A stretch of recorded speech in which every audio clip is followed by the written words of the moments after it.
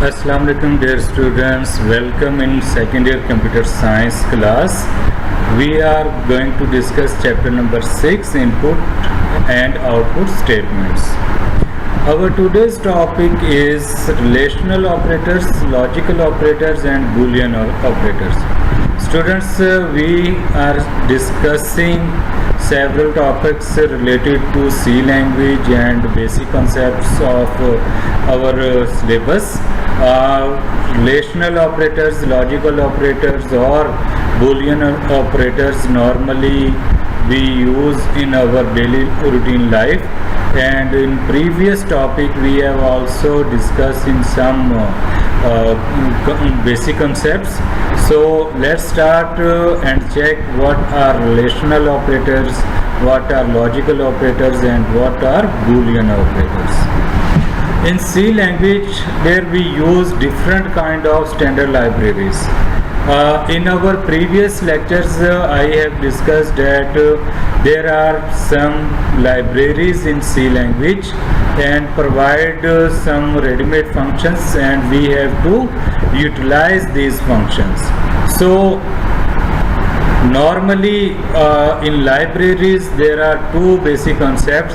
First is to take input from the user and then show output on console screen.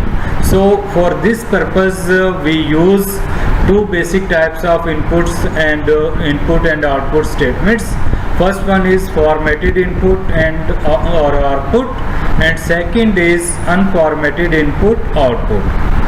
Let's see, according to definition of formatted input outputs, formatted input reads character from input file and converts them into internal form, and also formatted output converts internal binary representation of the data to ASCII characters which are written to the output file. So formatted operation perform these, output input perform these two operations, and unformatted input output transfers the internal binary representation of the data directly between memory and the file. So this is a basic concept of input and output functions in C.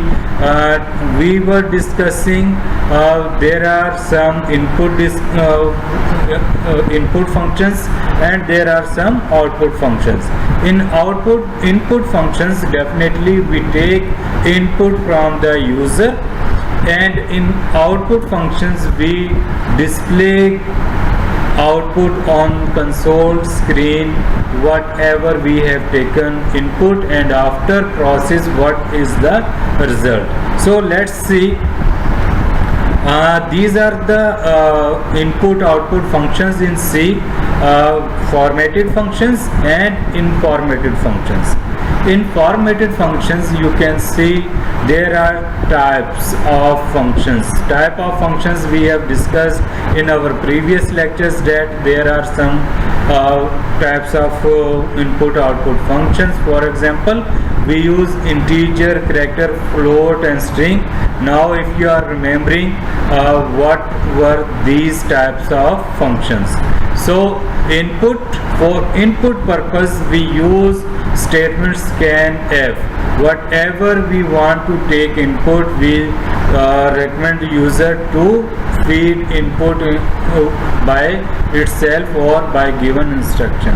Then for print output we use printf statement. Printf function displays the output on console screen.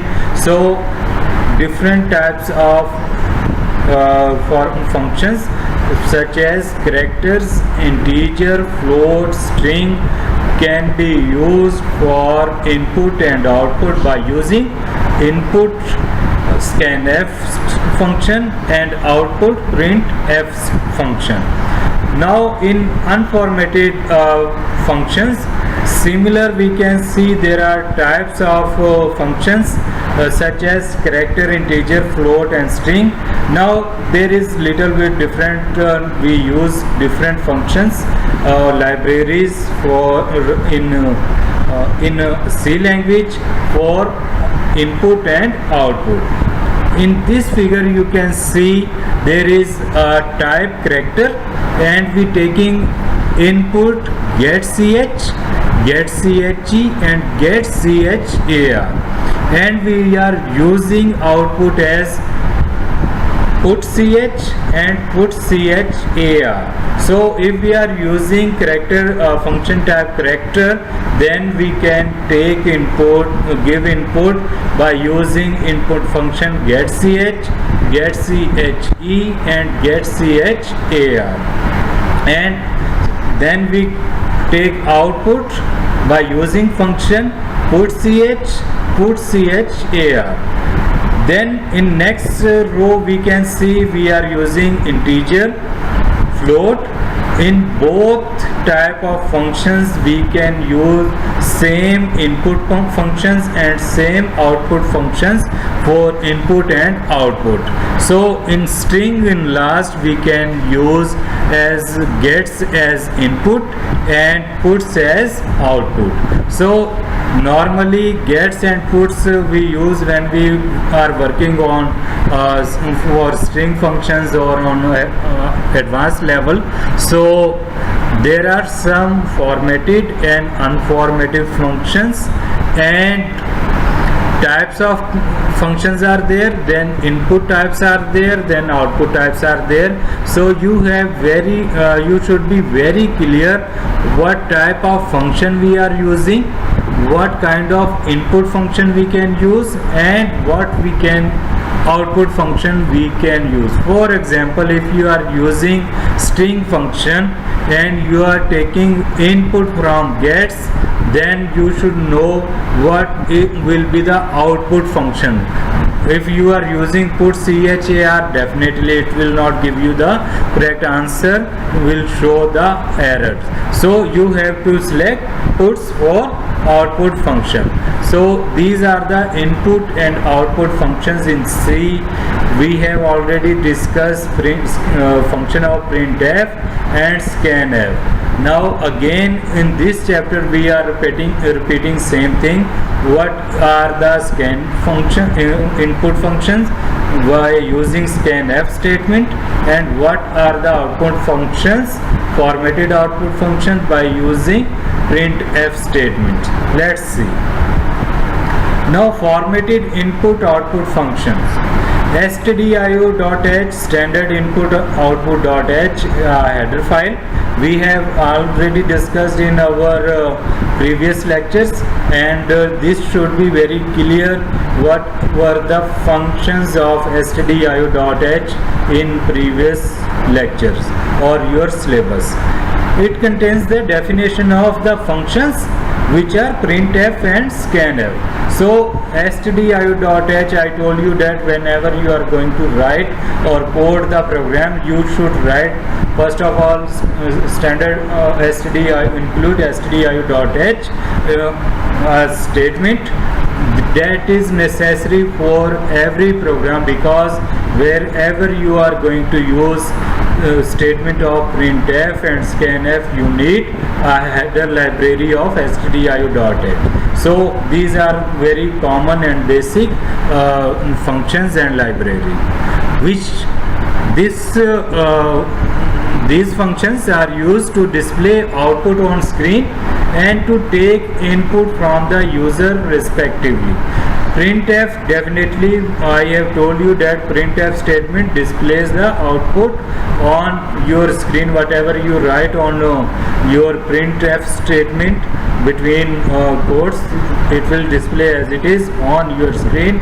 Either you are using lowercase or uppercase, although C language is case sensitive language. So scanf we use for the input by the user. Whenever you take input from the user, you use scanf functions. So printf statement. In printf statement, printf method in C prints the value passed as the parameters to it on the console screen.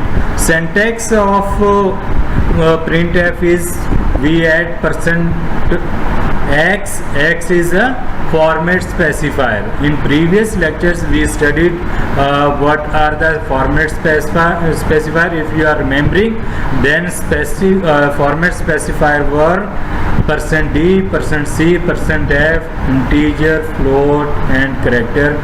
Now if you are remembering, go through again previous topic and clear your concept what are the format specifiers.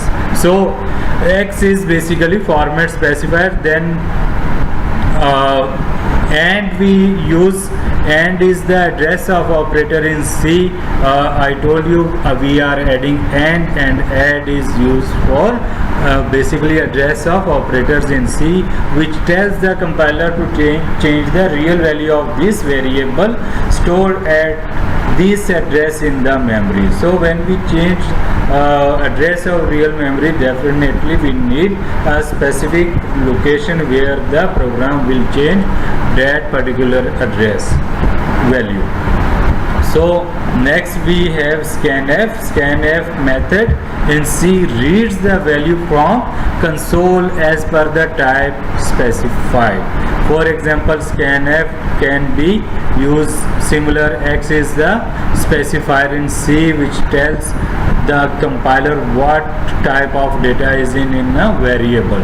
So it can be an integer, a character or float value. So it tells us what kind of values it has. And is the address of operator in C. Similar we discussed in printf statement. So syntax for input and output for these are. Now I am going to discuss what is the syntax of input and output functions for format specifiers. For example, we are using integer format specifier. For input we are using scanf, %d, comma and integer variable.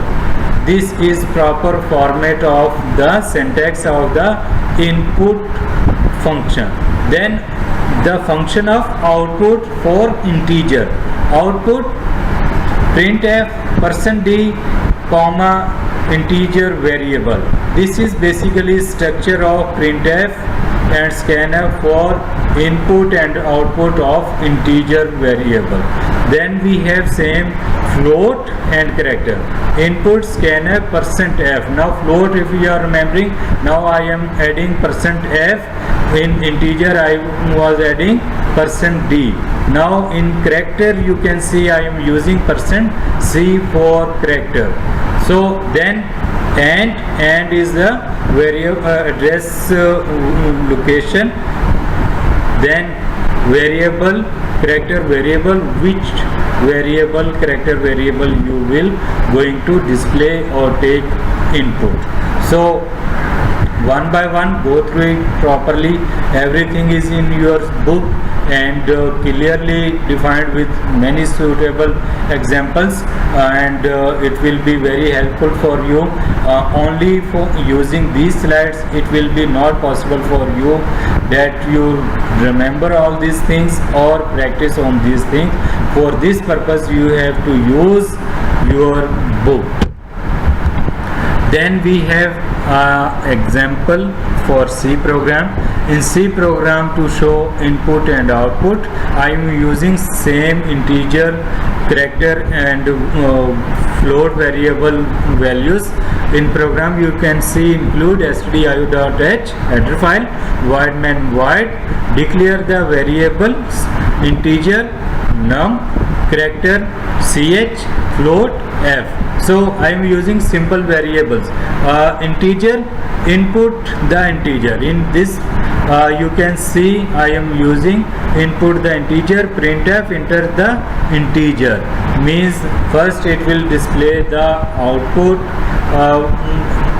for the user to say enter the value for integer and user will enter the value. For scanf, %d and num is the can be any number 9, 10, 1, 2, 3, 100,000 what can be user can enter. Output printf, entered integer is %d. %d is the scanf value that user entered and num and number, that particular number that was entered by the user. So this is the structure and method how we can use integer in C language. Then we have float, same structure. You can see output input for the float. Print \n, if you are remembering, we studied that \n we use for new line. So we are adding two new lines for enter the float value and scanf %f and f. Now f is definitely float value and %f is format specified. Output the float, printf \n for new line entered float is %f that user was entering and that will display the address of value of f. So next is character. Character definitely same methodology, same syntax and same example is there. So when you will try this program on your screen, if you have installed C language on your systems, it is must for practice, otherwise you can't be able to pass your exams. So that is the output of particular example. Enter the integer, that is 10 and entered integer is 10. Enter the value for float, that is 2.5. Enter float value is 2.5000 and so on. Enter the character, the entered integer is a, so it is the example output of that example. Now I have assignment for you. Write given code and find errors and show output. In program 1 there is a coding for you and you have to find what are the basic errors and what will be the output after finding these errors, and include stdio.h library, and example 2 also is similar. You have to find what is error and how you can correct this error and what will be the output. You have to show this output on your screen. So dear students, do this assignment and submit on given date, and still if you have problem you may ask question and I am there. Already we are following this process from previous lectures, so don't worry, try again, making different program by modifying and adding more things. Definitely your practice will make much more better from past.